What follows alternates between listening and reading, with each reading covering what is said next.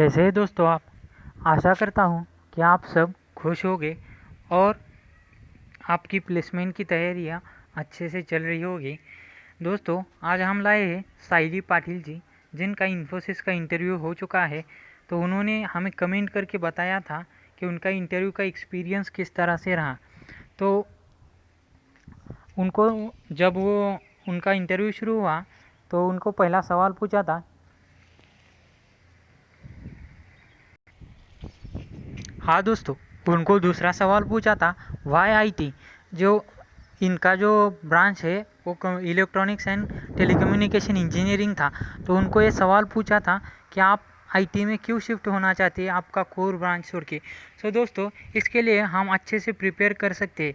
जैसे कि possible answer हो सकते हैं कि हम आईटी में अपॉर्चुनिटीज़ ज़्यादा होती है, जॉब सिक्योरिटीज़ ज़्यादा होती है। जैसे कि लॉकडाउन में बहुत सारे कोर में काम करने वाले लोगों की जॉब गई थी, बट आईटी में जो जॉब कर रहे हैं उनको उनकी जॉब नहीं गई थी। और आईटी में वर्क लाइफ बैलेंस अच्छा होता है। और हम ऐसे नहीं बता सकते कि हमें कोडिंग से बहुत ज़्यादा प्रेम है, या मतलब I love coding and I really really like coding.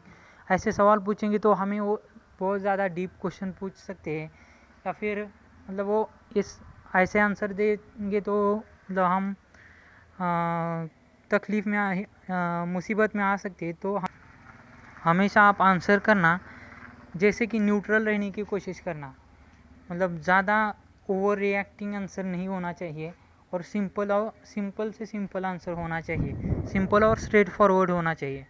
और उनको सवाल पूछा था कि कैलॉग और मैलॉक में डिफरेंस क्या क्या है। कैलॉग और मैलॉक जो होते हैं, जो फंक्शन होते हैं, वो सी में डायनेमिक मेमोरी एलोकेशन के लिए इस्तेमाल किए जाते हैं, कॉल बाय वैल्यू और कॉल बाय रेफरेंस। जैसे कि दोस्तों सी प्रोग्रामिंग में हमें array, structure, pointer, call by value, call by reference, dynamic memory allocation and file management, ये 6-7 टॉपिक बहुत ज़्यादा अच्छे से करने पड़ते हैं। क्योंकि इंटरव्यू जब भी सवाल पूछते हैं जैसे कि इन्फोसिस में, तो ज़्यादातर वो पॉइंटर पे ही सवाल पूछते हैं या फिर डायनेमिक मेमोरी एलोकेशन पे सवाल पूछते हैं। आप फिर कॉल बाय वैल्यू और कॉल बाय रेफरेंस पे पूछेंगे। उनको अगला सवाल पूछा था पॉइंटर्स पे पूछा था, व्हाट इज़ पॉइंटर।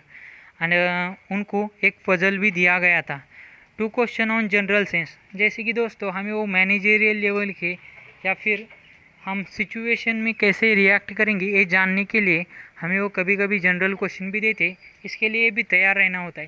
तैयार रहना मतलब ज़्यादातर हमें मतलब टेंशन नहीं लेना और काम रहना है, अंदर से काम रहना है। तो आप जब भी काम रहेंगे ना तो अपने आप सही आंसर हमसे निकलेगा और हम सही जवाब देंगे। बट हम अगर नर्वस होंगे या फिर प्रेशर लेंगे तो सवाल का आंसर तो नहीं दे पाएंगे और हमारा इम्प्रेशन भी ख़राब कर देंगे। तो इसीलिए बहुत ज़्यादा इम्पोर्टेंट है कि हम काम रहें। Do you have any questions. So दोस्तों ये आप जब भी किसी भी कंपनी का इंटरव्यू दोगे तो आपको ये सवाल पूछेगा।